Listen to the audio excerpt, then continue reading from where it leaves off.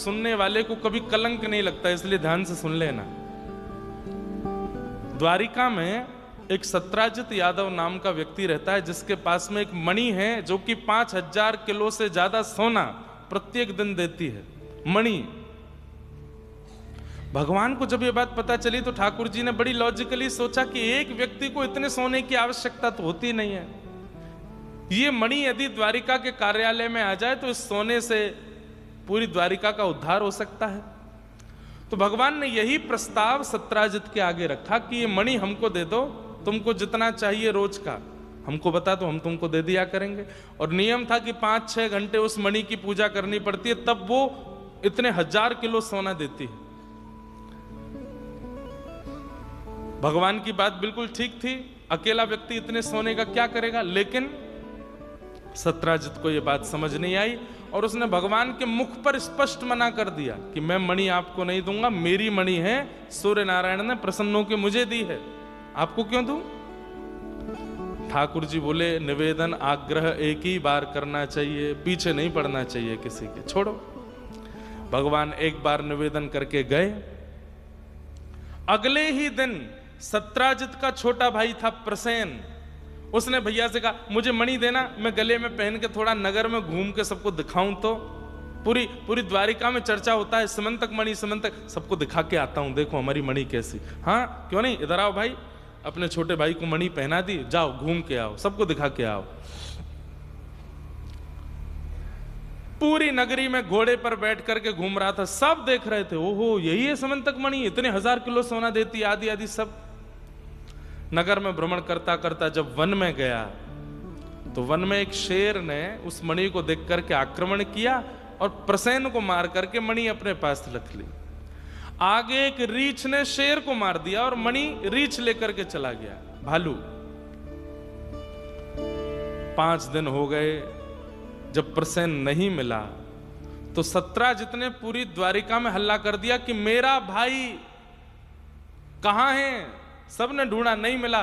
तो उसने कहा कहां गया होगा, तुम्हें क्या लगता है? तो सत्राजित ने कहा मेरे संशय तो ऐसा है कि द्वारिकाधीश कृष्ण मणि मांगने आए थे मुझसे, मैंने देने से मना कर दिया, इसलिए इन्होंने मेरे भाई को बंदी बना करके मणि अपने पास रख ली है।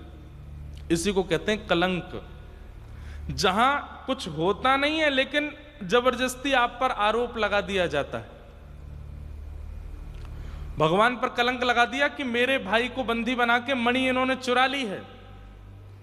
और इस बात का प्रमाण है, मेरे द्वारपालों से पूछो, प्रसेन के गायब होने से एक दिन पहले कृष्ण आए थे कि नहीं आए थे?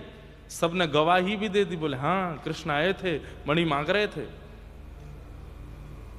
अब बात तो एक होती है, फिर 5 तो अपने आप बनाने वाले होते हैं कि बोले जब वो जा रहे थे तो प्रसेन को देखते हुए जा रहे थे, जब वो जा रहे थे तो देखते हुए जा रहे थे, देखता हूं कब तक चलेगा, ऐसा ऐसा लोगों ने बात बना दी। और सबसे बड़ी आश्चर्य की बात कि पूरी द्वारिका नगरी ने विश्वास भी कर लिया कि ठाकुर जी ने मणि चुराई है। और क्या कह के, चोरी का स्वभाव तो बचपन से ही है इनका। पहले मक्खन चुराते थे, अब यही होता है, छोटी चीज चुराओ, 1 रुपया चुराते हैं, फिर 10 रुपया चुराओ, फिर 100, फिर 500, ऐसे करते करते करोड़ों तक पहुंच जाते हैं। पहले मक्खन चुराते थे, अब मणि चुराने लगे, कौन सी बड़ी बात है, चोर तो ये बचपन से ही है। पूरी द्वारिका ने विश्वास कर लिया कि भगवान ने मणि चुराई है। उद्धव दौड़े दौड़े गए और भगवान के पास जाके बोले नाथ, पूरी द्वारिका में अपयश हो रहा है, सब आप पर संशय कर रहे हैं, सबको शक हो रहा है कि आपने मणि चुराई है, आपने ये गलत काम किया है। और लोग बाग तो ये ताने और दे रहे हैं कि आप तो बचपन में चोरी कर ही चुके हो, अब भी कर सकते हो। ठाकुर जी हंसने लगे, उद्धव ये संसार है, यहां पर अपने भी संशय कर लेते हैं, अपनों को भी संशय होता है, शक होता है। और मैं ये बात बताना चाहता हूं पूरे विश्व को कि मैं परमात्मा होकर के इस कलंक से और शक के दायरे से नहीं बच पाया, तो तुम तो मानव हो। इसलिए हर किसी व्यक्ति के जीवन में एक पड़ाव ऐसा आएगा कि पूरे विश्व को उस पर संशय हो सकता है। विश्व ना भी करे, परिवार को तो होगा। और आप कितनी भी सफाइयां देना, फिर भी आप दोषी ही माने जाओगे। तो अब करना क्या है, ठाकुर जी की लीला सुनो। उद्धव बोले नाथ क्या करें? भगवान बोले उद्धव कभी गहराई से सोच, द्वारिका नगरी बनाई मैंने बनवाई, इन यदुवंशियों को लेकर के मैं यहां आया, इनके बच्चों की पढ़ाई लिखाई खाना पीना सब मेरी वजह से चलता है, लेकिन मेरी एक चूक और इन सब के चित्त में शक हो रहा है। कितना भयावह है संसार। कितने भी अच्छे बन जाइए आप, पूरे परिवार को लेकर के बस में लेकर के तीर्थ यात्रा करा लाओ, सबको ले जाकर के सारी व्यवस्थाएं कर दो, अपने भाइयों के बच्चों के शादी में खर्चा कर दो, ये कर दो वो कर, जितना हो सके करने का प्रयास कर दो, और फिर एक गलती करके देख लो, वे सब आपके किए हुए उपकारों को भूल करके आपके ऊपर शक कर देंगे और प्रमाणित और कर देंगे। बोले हाँ हमको तो लगता ही था ये कर सकते हैं, ऐसा इनका स्वभाव पहले से ही था। जब भगवान पर कलंक लगा दिया गया, ठाकुर जी बोले सत्य व्यक्ति को मौन रहना चाहिए, उसको बोलना नहीं चाहिए, लेकिन हां अंदर ही अंदर प्रक्रिया करनी चाहिए, बिना ढिंडोरा पीटे, बिना हल्ला किए, वो जो उस पर कलंक लगाया गया है उसका निदान निकालना चाहिए, और जिस दिन उस पर पूर्ण प्रमाणित निदान आ जाए सबको बता देना चाहिए। पहले हल्ला नहीं करना चाहिए। क्यों? कलंक लगते ही या आपके ऊपर संशय होते ही आप अगर हड़बड़ाने लगे, चिल्लाने लगे, तो समझ जाना चाहिए कि व्यक्ति की गलती है, इसीलिए मचल रहा है। गलती नहीं है तो मचलेगा ही नहीं, गलती नहीं है तो व्यथित होगा ही नहीं, गलती नहीं है तो बोलेगा ही नहीं। मैं नहीं बोलूंगा, लेकिन आप भीतर ही भीतर ढूंढूंगा सिमंतक मणि कहां है। और ठाकुर जी ने पूरे दिन तो सभा में बैठते थे, सारे सभा के लोग मुंह पे मीठे, पीछे से भगवान की निंदा करते थे। रात्रि में भगवान एक अंतरंग सेना लेकर के निकल पड़ते थे ढूंढने की मणि कहां है। ढूंढते ढूंढते भगवान वन में गए तो प्रसेन मरा हुआ मिल गया। भगवान बोले देखो ये तो यहां मरा पड़ा है, उसके ऊपर शेर के पंजों के निशान। तो बोले निश्चित शेर ने मारा है। मणि है? बोले नहीं मणि नहीं है, मणि शेर के पास होगी। पैर के पंजों के निशान पीछे पीछे पीछे चलते गए तो आगे शेर भी मरा पड़ा था। बोले मणि है इसके पास? बोले नहीं। इस पर किसने पंजे मारे? बोले ये भालू के पंजे हैं। पीछे पीछे गए तो एक गुफा के अंदर जा रहे थे। भगवान ने सेना को बाहर रोका, बोले मैं जाता हूं, 18 दिन तक नहीं आऊं तो वापस चले जाना। भीतर भगवान ने प्रवेश किया, करते करते भीतर जब बिल्कुल गहराई में चले गए तब देखा कि वो मणि चमक रही है। भगवान बोले मिल गई आप?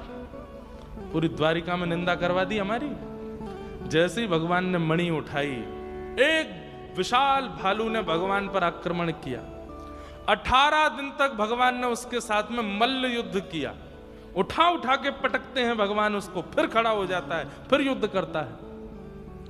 कभी उठा करके उसको पत्थर पर मार देते हैं, फिर उठ जाता है, फिर मारता है। ठाकुर जी भी सोच में पड़ गए, बड़ा बलवान है भाई, 18 दिन हो गए, थक ही नहीं रहा। जब भगवान ने अपना पूर्ण बल लगा करके उसकी 2-4 हड्डियां तोड़ दी, चरणों में गिर गया। नाथ, इतना ही बलवान तो मेरे राघव जी हो सकते हैं, आप कौन हो? ठाकुर जी बोले हम माधव हैं। तुम कौन हो? बोले मैं जामवंत हूं। जब त्रेता में आप राम बन करके आए थे तो आपकी सेना का सेनापति था। नाथ मैं वही जामवंत हूं। भगवान ने हृदय से लगाया, अरे जामवंत जी चिरंजीवी हैं, सतयुग में भी थे, त्रेता में भी थे, द्वापर में भी थे, कलयुग में भी हैं। भगवान ने हृदय से लगाया। बोले नाथ कैसे आगमन हुआ? बोले बताइए। मणि, इसके कारण ऐसा प्रपंच हो गया है पूरे द्वारिका में, ये हमको दे दो। तो जामवंत जी बोले जब इतनी दूर आ ही गए हो तो एक वस्तु क्यों, 2-2 मणियां दूंगा। कैसे? एक हाथ में मणि रखी, दूसरे हाथ में अपनी पुत्री जामवती का हाथ रख दिया। बोले लो नाथ, इसको भी स्वीकार करो, दोनों मणियां लेके जाओ। भगवान बोले एक कलंक हटेगा, एक कलंक हटेगा, दूसरा लग जाएगा कि इनको भालू की बेटी ही मिली थी। हाँ लग तो रहा ही था, बचपन में बंदरों के संग बहुत रहते थे ना ये लोग दूसरा कलंक लगा देंगे। लेकिन जामवंत जी ने बहुत अच्छी बात कही। बोले नाथ, मर्यादा पुरुषोत्तम आप त्रेता में थे, अब आप लीला पुरुषोत्तम हो, थोड़ी लीला करो और मेरी पुत्री को स्वीकार करो। और भगवान ने दूसरा विवाह जामवती के साथ में किया। लौट करके आके भगवान ने समंतक मणि पूरी द्वारिका को दिखा दी और जामवंती जी ने आके पूरा दृष्टांत बता दिया कि ऐसे ऐसे प्रसेन को शेर ने मारा और रीछ ने मारा, उससे मणि हम ले गए, ठाकुर जी ढूंढ के हमारे पास आए। अब क्या हुआ, पूरी द्वारिका नगरी अब भले बने। हम तो पहले ही कह रहे थे भगवान ऐसा कर ही नहीं सकते, ये तो बहुत अच्छे हैं, अरे मक्खन चुराया था, मणि थोड़ी चुराएंगे। ठाकुर जी बोलेंगे संसार बहुत बुरा है, बहुत विचित्र है संसार। और एक बात, हम कोई यहां से बाहर के लोगों की बात नहीं कर रहे हैं, इस संसार में मैं आप भी आते हैं। कल को मैं कहीं बैठा था, मुझसे कोई किसी की निंदा कर रहा था, मैंने कहा भाई मत कर। बोले नहीं मैंने सुना है ऐसा। मैंने कहा यही बात, ये सुनकर के नहीं, क्योंकि लोग बहुत विचित्र हैं संसार में। बात इतनी होती है, एक श्लोक भी है मुझे याद नहीं, कि आप अपने जीवन में सुई भर जगह छोड़ दो, मूसल लोग घुसा देंगे उसमें, बस जगह मिलनी चाहिए इतनी सी। इतना खतरनाक है संसार। और सब वाहवाही करने लगे। हम तो पहले ही मना कर रहे, द्वारिकाधीश की जय हो, हमारे प्राणनाथ भगवान की जय हो। ठाकुर जी ने उद्धव को देखा, देखो उद्धव बोला यही लोग जो चिल्ला रहे यही कह रहे थे आपके बारे में। भगवान बोले मुझे पता है। और अब क्या करने लगे, मणि भगवान ने वापस सत्राजित यादव के पास भिजवा दी, जिसकी थी। लोग बाग उसी को गाली देने लगे, तेने हमारे भगवान के ऊपर लांछन लगाया, हमारे भगवान का अपमान किया, सत्राजित का घर से निकलना दुश्वार कर दिया। सत्राजित ने सोचा क्या करूं, कैसे करूं, मेरा तो बड़ा बुरा हाल कर दिया है, लोग बाग मेरे घर पे पत्थर मारते हैं। तो सत्राजित ने अपनी बेटी को देखा, उसका नाम था सत्यभामा। सत्यभामा की सगाई ऑलरेडी हो चुकी थी सतधनवा के साथ में, लेकिन सगाई तोड़ करके भगवान के पास गया और जाकर के बोला, नाथ क्या हम इस मित्रता को, भगवान बोले मित्रता कब थी हमारी, क्या हम इस मित्रता को संबंध में परिवर्तित कर सकते हैं। भगवान बोले तुम्हारी पुत्री तो बचपन से हमसे ब्याह करना चाहती है। सत्यभामा पहले भी कहती थी सतधनवा को, सत्राजित को, कि मेरा विवाह कृष्ण से करा दो। तो ये ताने देते थे, कुल का पता नहीं, पिता का पता नहीं, पता नहीं किसका बेटा है, कोई कहता देवकी का बेटा है, यशोदा ब्रज वाले कहते हैं कि यशोदा जी का बेटा है, और कुछ इसका आता पता है नहीं, राजाओं के डर के मारे समुद्र के बीच में आके रहता है। तो सत्यभामा कहती थी रहते तो आप भी हो इसी द्वारिका में, लेकिन उन पर ही सारे लांछन को। तो तब भगवान से पैज में आकर के इसने जबरदस्ती सगाई की थी सतधनवा के साथ में, और आज खुद ही संबंध लेकर के गया, केवल अपनी इज्जत साफ करने के लिए। जैसे ही पहुंचे भगवान से जाकर के कहा कि मेरी बेटी से ब्याह कर लो। ठाकुर जी बोले ठीक है, और भगवान ने तीसरा विवाह सत्यभामा के साथ में किया। अब सत्यभामा के ब्याह की ढोल नगाड़े किसने सुने, सत्यभामा के पूर्व मंगेतर ने। और वो ब्याह इसलिए कर रहा था क्योंकि दहेज में मणि मिलेगी। जैसे ही उसको पता चला है